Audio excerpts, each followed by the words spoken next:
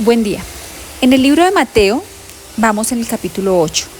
Jesús sana a un leproso.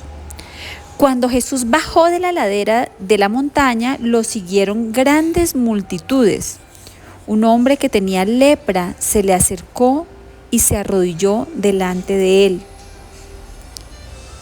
Tenemos que tener claro que en esa época las personas con lepra tenían que estar apartadas a varios metros de distancia de las personas sanas. De hecho, tenían que andar con una campanita diciendo: soy inmundo, soy leproso, para que nadie se acercara.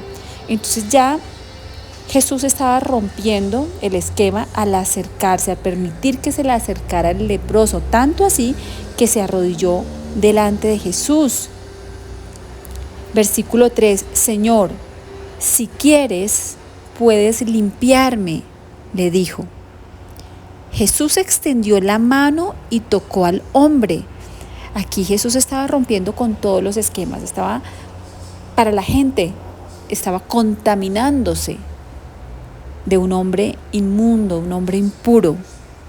Jesús quería que lo vieran. Él hubiera podido desde lejos decirle: uy, sí, desde aquí te ordeno que quedes limpio, pero no, Jesús lo tocó. Jesús quería romper los esquemas, quería mostrarle al mundo que a Él no le importa tu pecado, a Él no le importa si te sientes sucio. Él quiere tocarte, Él quiere estar en intimidad contigo, Él quiere abrazarte, quiere llenarte de su amor. Y respondió Jesús: si quiero, queda limpio. Y al instante quedó sano de la lepra. Yo no he encontrado en la Biblia un pasaje bíblico en el que alguien le haya pedido a Dios, a Jesús, que le haga un milagro y que Él diga: no quiero hacerlo. ¿Cuál es ese milagro que tú tienes ahí en tu boca y que no le has dicho: Jesús, si quieres, hazme este milagro? Porque estoy segura que no va a ser la primera persona a la que le diga: no quiero hacerlo. Cuando es la voluntad del Señor, cuando es algo conforme a la voluntad del Señor, Dios obra, Dios te da tu milagro. Puede que no sea instantáneamente como sucedió aquí con este hombre que instantáneamente quedó sano. Puede que Dios se tome su tiempo, pero el tiempo de Dios es perfecto y va a obrar en tu vida y te va a sanar y te va a bendecir y te va a cumplir sus promesas en tu vida en su tiempo. Ten fe, no pierdas la esperanza, tu tiempo puede ser hoy mismo. Versículo 4: mira, no se lo digas a nadie, le dijo Jesús. Solo ve, preséntate al sacerdote y lleva la ofrenda que ordenó Moisés para que sirva de testimonio. Versículo 5: la fe del centurión. Al entrar Jesús en Capernaum, se le acercó un centurión pidiendo ayuda. Señor, mi siervo está postrado en casa con parálisis y sufre terriblemente. Iré a sanarlo, respondió Jesús. Señor, no merezco que entres bajo mi techo, pero basta con que digas una sola palabra y mi siervo quedará sano. Porque yo mismo soy un hombre sujeto a órdenes superiores y además tengo soldados bajo mi autoridad. Le digo a uno: ve, y va, y al otro: ven, y viene. Le digo a mi siervo: haz esto, y él lo hace. Versículo 10. Al oír esto, Jesús se asombró. ¿Tú te imaginas a Dios asombrado? ¿Qué puede asombrar a Dios?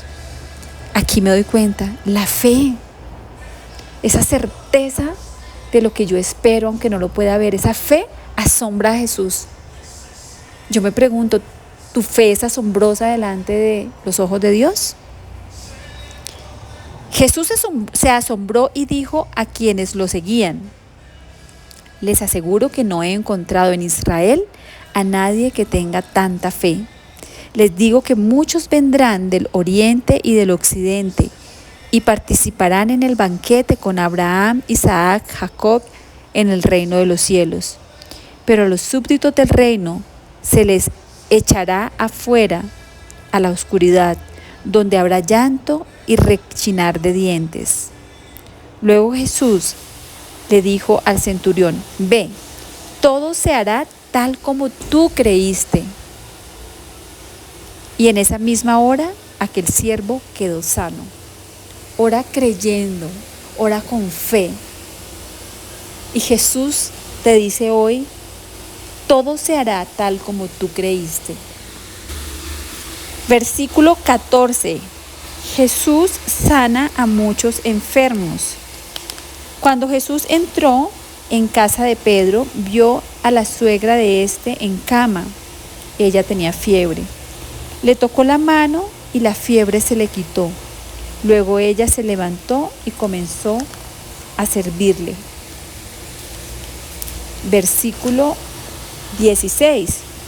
Al atardecer le llevaron muchos endemoniados y con una sola palabra expulsó a los espíritus y sanó a todos los enfermos.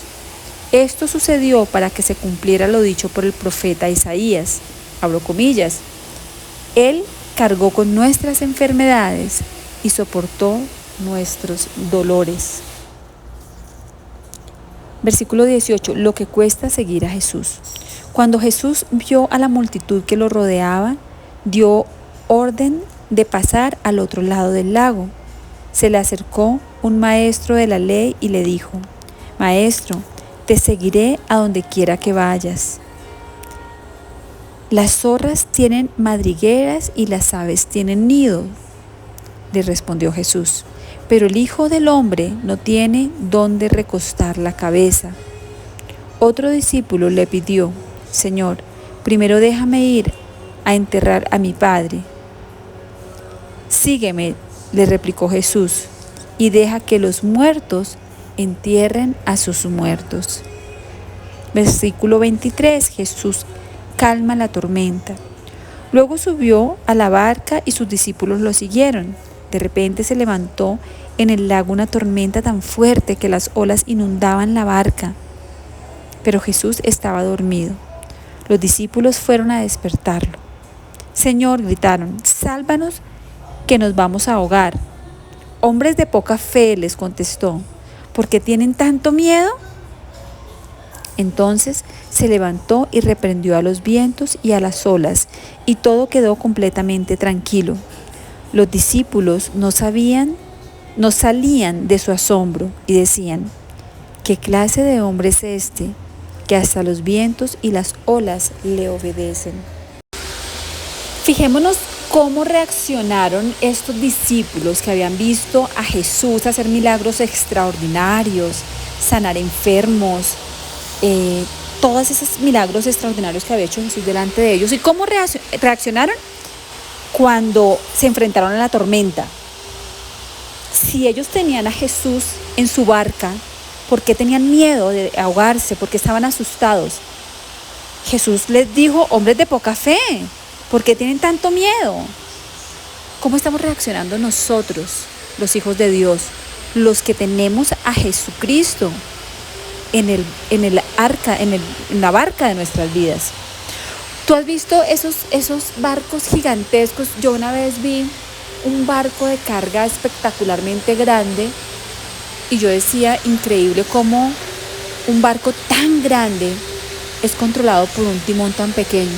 El timón de un barco es una ruedita, así sea un barco muy grande, es una ruedita pequeñita. ¿Quién está direccionando, controlando ese timón de tu barco? ¿Lo estás haciendo tú o te hiciste a un lado para que Jesús lo dirija?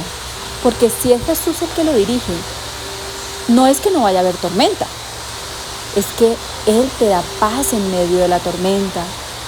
Él te dice: tranquilo, yo soy capaz de menguar la tormenta. Te dice: mira, no te quiero quitar la tormenta porque quiero que aprendas en medio de ella, porque quiero que me sueltes el control del timón y yo dirigirte en medio de la tormenta. Jesús, ¿cómo estaba en medio de la tormenta? Estaba tranquilo, estaba durmiendo, Él no le molestaba, no le incomodaba, no le daba miedo, porque él sabía que su Padre que está en el cielo estaba controlando la tormenta, controlando su vida. Su vida estaba perfectamente tranquila, en paz, en todo momento, porque él sabe quién es el Padre.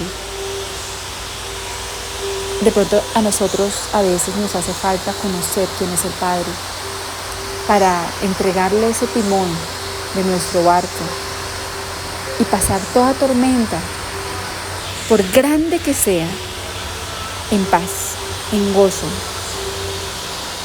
sabiendo que Dios tiene el control y que Dios va a usar esa tormenta por la que estamos atravesando hoy en beneficio nuestro, aunque en este momento no lo podamos ver. Entrégale el timón de tu barco al dueño de la tormenta. Versículo 28, liberación de 2 endemoniados.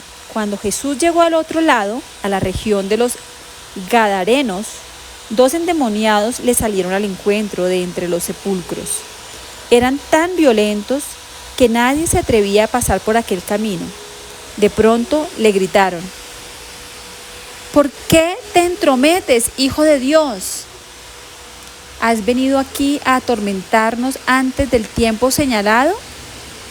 A cierta distancia de ellos estaba paciendo una gran manada de cerdos.